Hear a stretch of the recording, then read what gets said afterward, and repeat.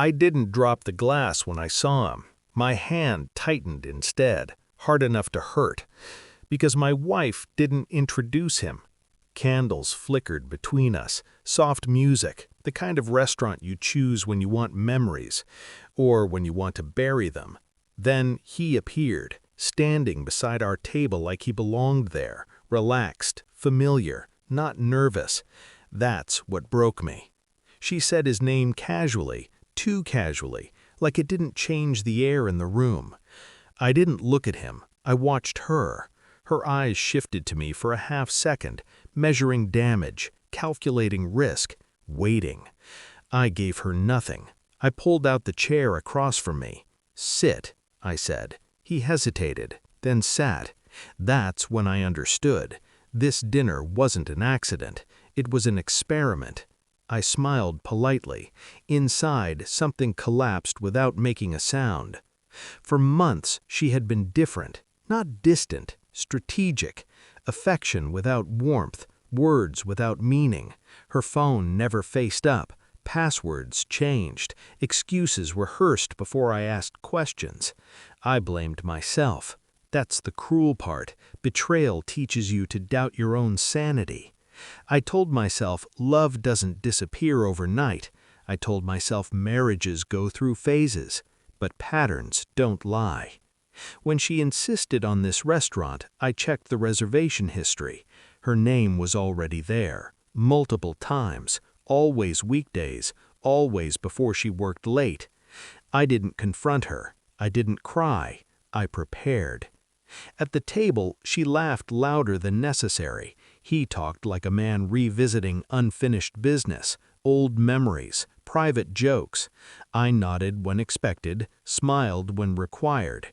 Inside, I replayed every night she turned her back to me in bed, every time she sighed when I touched her. Gaslighting isn't shouting, it's convincing someone they're unlovable without ever saying the words. I studied him, the way his eyes followed her hands, the way he stiffened when she leaned toward me. He didn't know everything. He didn't know I had copies of messages she deleted, photos taken in my house when I was out of town, a voice note where she said, "He's a good man, just not the one." I let them talk. I waited. Control comes from patience. Dessert arrived. She reached for my hand like a reflex, like muscle memory. I let her. Then I turned to him. "There's something I've always wondered," I said quietly. He leaned in, confident, curious. She went still. I asked the question slowly. "When was the last time you were in my house when I wasn't there?" Silence didn't follow. It crashed. Her grip tightened painfully. His smile vanished.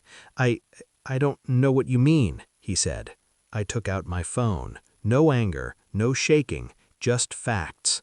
A photo of my living room, her reflection in the mirror, his shoes by my door, time-stamped. He didn't look at me. He looked at her.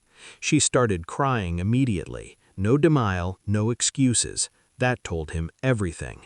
I stayed calm. Truth works better when it's quiet. He stood up abruptly, chair scraping the floor. "You said you were separated," he said to her, voice breaking. She tried to speak, failed. I paid the bill. I stood, leaned close to her ear. "I knew before tonight," I whispered. "This dinner was for closure, mine." Her face folded like paper. I turned to him. "She lies well," I said evenly, "but she forgets details." Then I walked away. At home, the silence felt honest.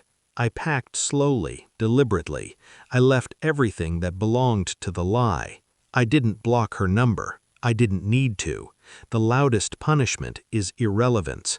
Revenge isn't rage, it's precision. People think closure comes from explanations, from apologies. It doesn't.